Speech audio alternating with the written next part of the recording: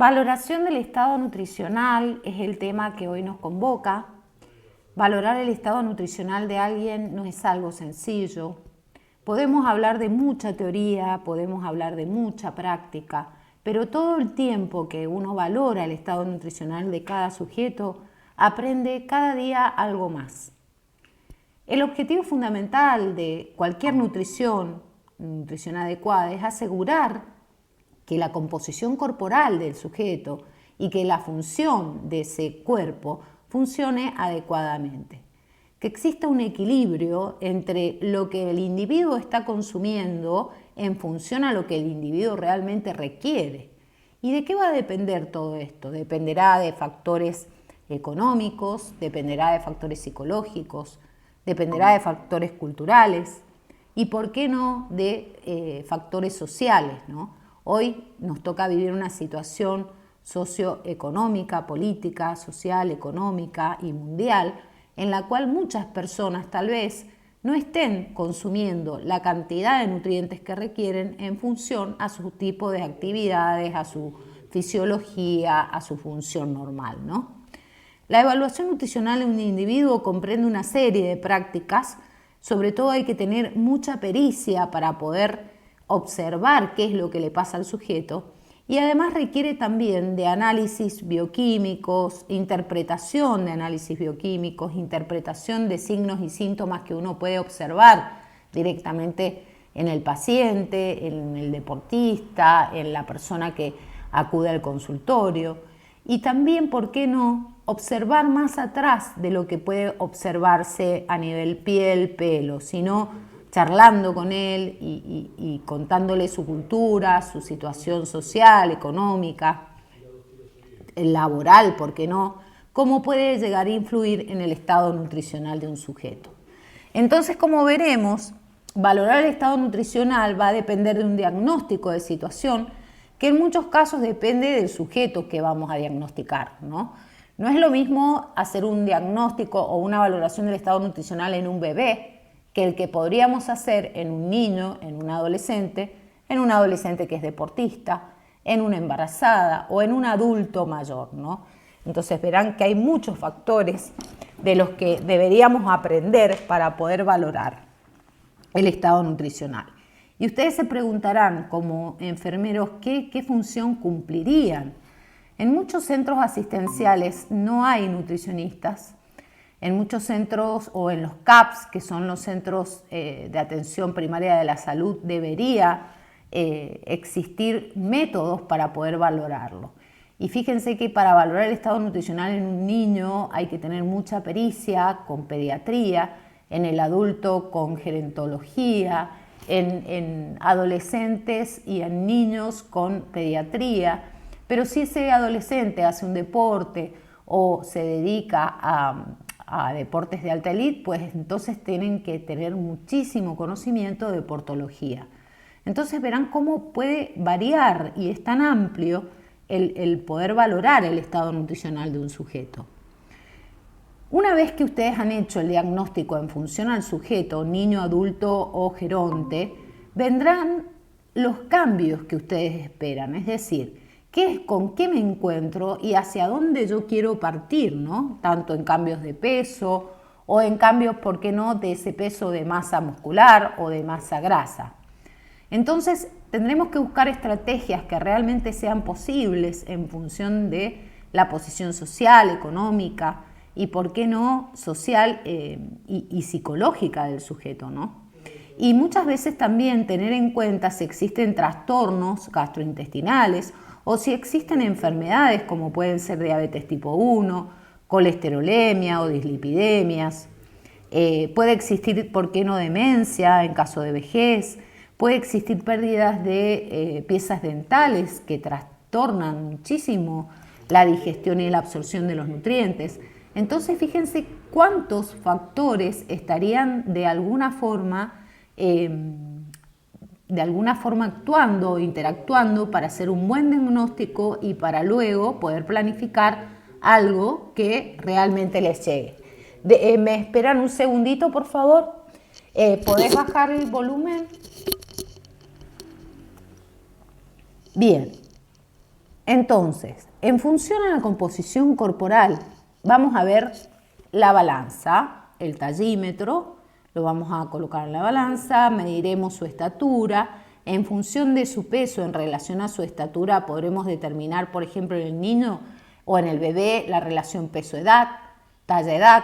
Si el niño tiene más de un año, peso-talla, peso-edad, talla-edad, y así hacer un diagnóstico en función a lo que el sujeto pueda tener, ¿no?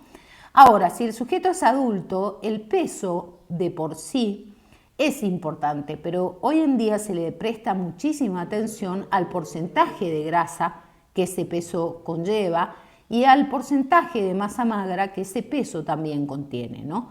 Además de una masa ósea, piel, residuos que el sujeto también tiene y que también pesa. Por lo cual, a veces cuando el deseo es solo y exclusivamente mejorar el peso, uno tiene que explicarle al sujeto que ese peso está compuesto por agua, está compuesto por músculo, por masa grasa, por masa muscular. Todas estas cosas son interesantes al momento de poder plantear qué estrategias es la que deseamos buscar. Bien, fíjense que la masa magra, hay distintos tipos de métodos para poder valorarla. Por ejemplo, existe la balanza por bioimpedancia en la que ustedes pueden valorar masa magra y masa grasa por otro lado. La masa magra la gente piensa que la masa magra es la masa muscular y en realidad la masa magra involucra al hueso, a los músculos y a otros fluidos, por lo cual no se trataría de masa muscular. Para poder valorar la masa muscular existe un método que se llama antropométrico, en el que ustedes sí pueden tomar por zona masa ósea, masa muscular, masa grasa, porcentaje de residuo, piel, y por eso se denomina antropometría de 5 componentes. En cuanto a valorar todo esto, es importante porque el sujeto muchas veces puede ser pesado, pero en realidad ese peso puede estar determinado por su masa ósea, o muchas veces ese peso puede estar determinado también por una retención líquida. Sobre todo cuando ustedes hagan valoración del estado nutricional en gerontes o en personas ancianas o en personas que tienen trastornos hormonales, puede influir muchísimo en el peso la retención líquida. Entonces veamos qué componentes son los que nos vamos a encontrar. Vamos a encontrar que hay agua, que hay proteínas, que hay grasas, que hay glucógeno, que hay minerales y otros componentes en un sujeto que, por ejemplo, puede estar pesando 70 kilos, ¿no? Y el porcentaje de energía o la cantidad de energía o la cantidad de kilocalorías que vamos a determinar en función a esa composición dependerá de muchos otros factores también. Veremos, por ejemplo, en este caso, en un hombre entre 20 a 24 años con una estatura de 1,74 que pese 70 kilos.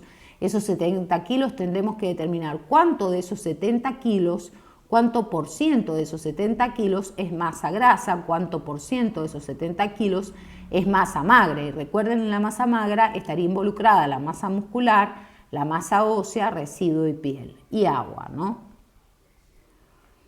La edad entonces en la composición corporal es fundamental porque determinará también qué tablas son las que ustedes se van a basar. En función de niño, por ejemplo, hay ciertas tablas de peso-edad, de talla-edad, de peso-talla, que según la edad del niño son las que determinarán el tipo de tabla que es el que van a utilizar. Por ejemplo, si la mujer es embarazada, existen tablas específicas en las que ustedes pueden valorar el índice de masa corporal, es decir, la relación del peso en función de la talla con la edad gestacional de la mamá. Entonces, así pueden buscar y armar curvas para ver cuál es el crecimiento del peso en función al crecimiento del bebé. El efecto del ejercicio en la composición corporal, es decir, cómo el ejercicio y un plan alimentario adecuado pueden mejorar todo esto, mejorar la masa muscular, disminuir el porcentaje de masa grasa, mejorar esto de la retención líquida.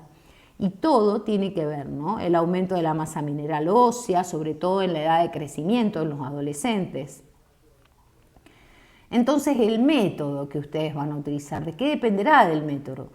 El método que ustedes utilicen va a depender fundamentalmente de la edad, ya sea bebé, niño, adulto o geronte, ¿sí? Pero también dependerá de la historia alimentaria que el sujeto les cuente y sobre todo de la historia ponderal, es decir, qué cambios de peso en función al tiempo ha tenido el sujeto. Acá verán que van a involucrarse muchos factores sociales, económicos, psicológicos, ¿por qué no?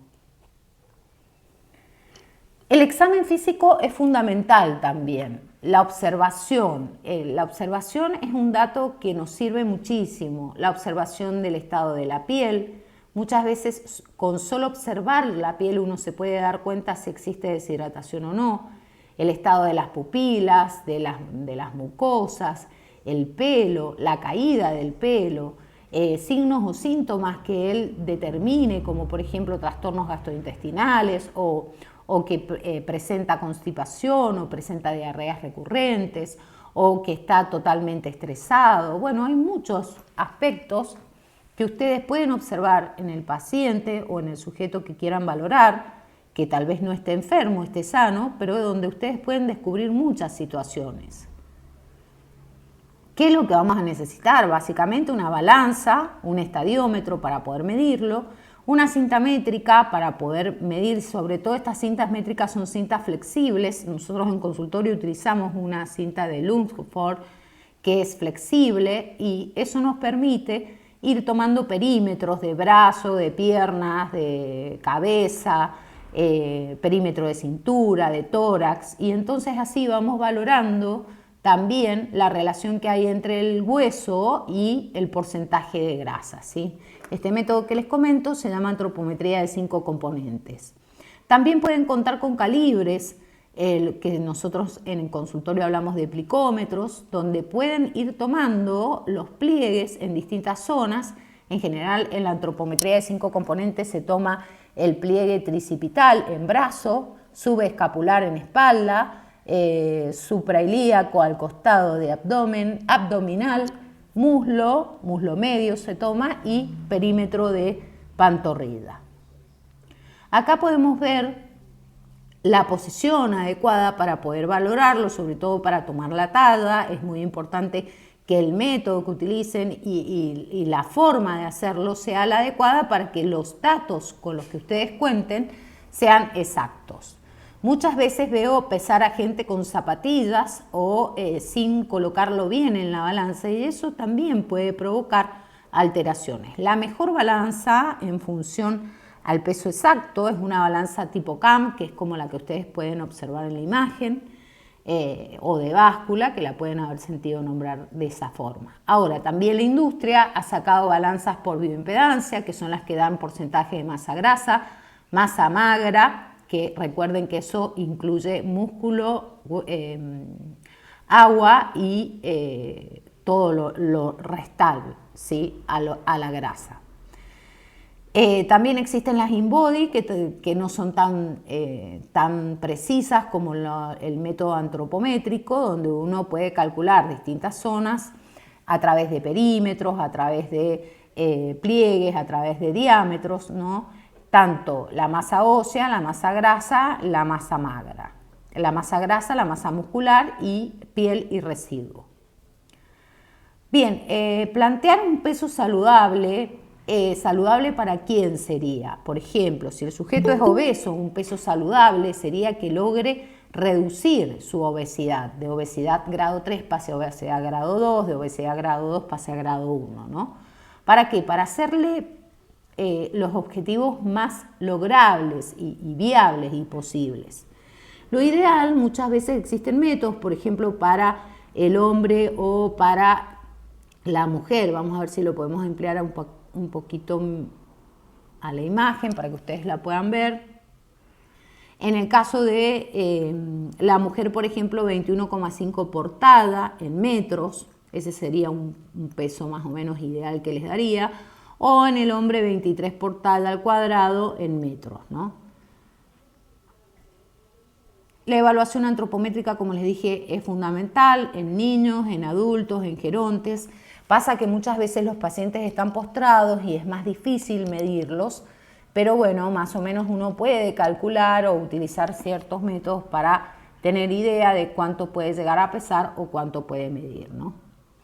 La contextura es importante. Si ustedes solamente cuentan con una balanza y un tallímetro, lo que pueden medir y además una cinta flexible, pueden medir el perímetro de muñeca o el perímetro, ¿por qué no?, de cadera, y eso va a determinar según distintas tablas qué tipo de contextura tiene el sujeto, si es pequeña, si es mediana o si es grande.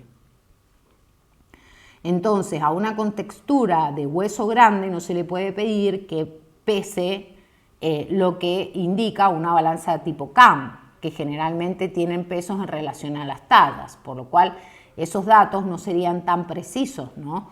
Porque hay masas óseas con pesos mayores. Un sujeto que tenga una cadera mayor de 26 seguramente no va a ser liviano.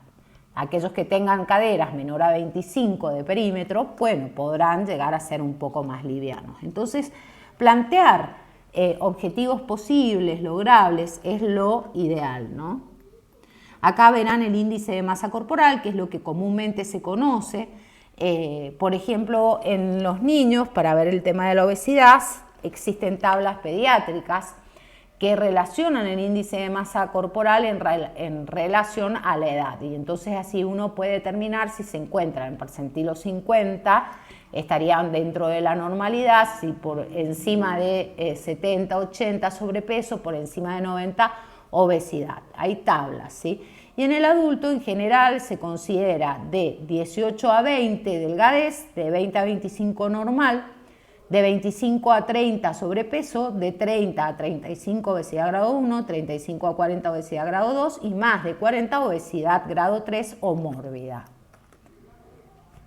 Así podemos ver, por ejemplo, qué utilidad puede llegar a tener el índice de masa corporal en una población en general. Ahora, si el sujeto es deportista, va a tener una masa ósea que pesa mucho y tal vez tenga poco porcentaje de masa grasa, por lo cual este índice de masa corporal tal vez en una persona que hace levantamiento de pesa esté dentro del sobrepeso, pero en realidad el sujeto no tiene sobrepeso porque ustedes están analizando que tiene un porcentaje de masa muscular muy elevado. Por lo cual, una de las cosas que podrían hacerse, además de pesarlo y de medirlo, es tomar la circunferencia de cintura. Y de esa forma ustedes pueden determinar en función a la circunferencia de cintura cuánto más predispuesto está a tener cierto tipo de enfermedades como dislipidemia o como diabetes, ¿sí?, tipo 2, y cuánto, si la obesidad no es en la zona abdominal, sino más bien en la zona de glúteos, es más probable que tenga problemas de circulación o problemas de varices, y otros tipos de problemas. Por eso se habla de dos tipos de obesidad, una ginoidea, que es la de cintura para abajo, la distribución de la grasa está en mayor porcentaje de la cintura para abajo, y una obesidad androide, que es la que se encuentra a nivel de la cintura y donde hay más predisposición de dislipidemia y de obesidad.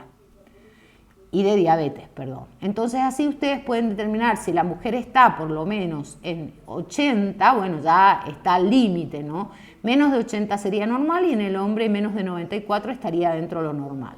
Ahora, si supera los 80 y supera los 94 ya estamos en riesgo, y si es más de 88 o más de 102 en el hombre, pues hay mayor probabilidad de algunas intolerancias a la glucosa, dislipidemias, hipertensión arterial, resistencia a la insulina o hiperinsulinismo secundario. Esta es la forma en la que tomamos los pliegues. Verán en la foto, ese es el pliegue que pueden observar en tricipital, en el brazo, y subescapular debajo de la escápula. ¿Ven? Esta es la pinza que utilizamos, o un plicómetro. Esta es una Harpenden, que es mucho mejor que las plásticas, ¿no?, porque es más precisa. Entonces ustedes van viendo cómo podemos ir midiendo en distintas zonas. Esto se puede hacer en niños también y poder relacionar y utilizar estos datos para poder valorar no solo grasas, sino también otros componentes que me puedan estar interesando al momento de valorarlo, ¿no?